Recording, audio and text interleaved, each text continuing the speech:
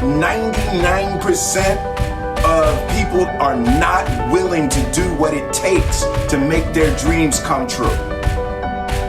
The Marines have a saying, everybody wants to go to heaven, but nobody wants to die. The center of bringing any dream into fruition is self-discipline. You know, something as simple as food and eating. It's not about your body as much as it is about your mind. It's getting command of your mind to be able to choose actions that are in your own best interest. Every day we are choosing that's not in our own best interest. So if the world is attacking you and the world wants to fight you and the world's trying to hold you down, so you gonna kick yourself in the balls? So you gonna stop yourself from getting what you dream? And I think the word discipline has kind of gotten a bad name. We think about it in terms of punishment.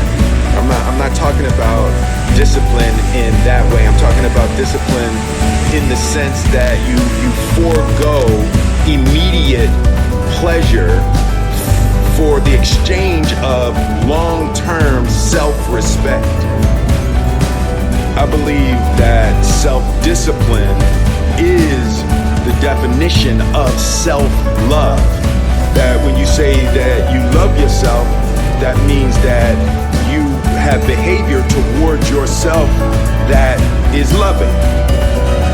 Self-discipline is the center of all material success.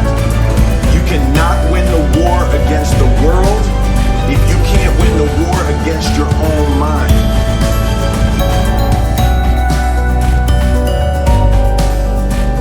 Self-love is when you say to yourself, self-love is, hey, look, I know you got a test on Monday, you know, and I know you really want to go out with your friends. It's Saturday night, you want to go out, but if you fail that test, you're not going to feel good about yourself.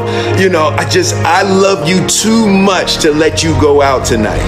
Self-discipline is self-love. If you want to be happy, you have to love yourself, which means you have to discipline your behavior.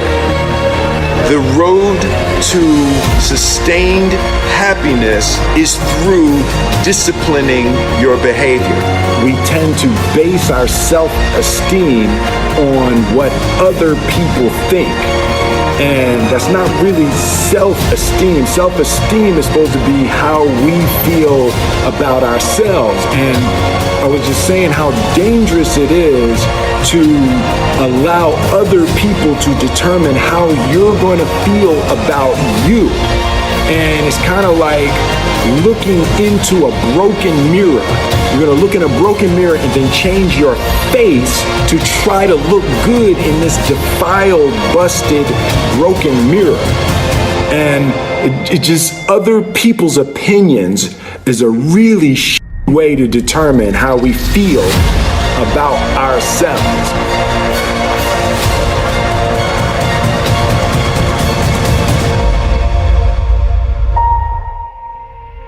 It don't matter whose fault it is that something is broken if it's your responsibility to fix it. For example, it's not somebody's fault if their father was an abusive alcoholic, but it's for damn sure their responsibility to figure out how they're going to deal with those traumas and try to make a life out of it. That and build a happy life for yourself. Fault and responsibility do not go together. It sucks, but they don't. When something is somebody's fault, we want them to suffer. We want them punished. We want them to pay. And we want it to be their responsibility to fix it, but that's not how it works, especially when it's your heart.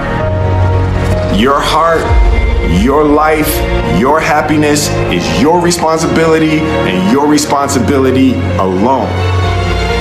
As long as we're pointing the finger and stuck in whose fault something is, we're jammed and trapped into victim mode. When you're in victim mode, you're stuck in suffering. The road to power is in taking responsibility.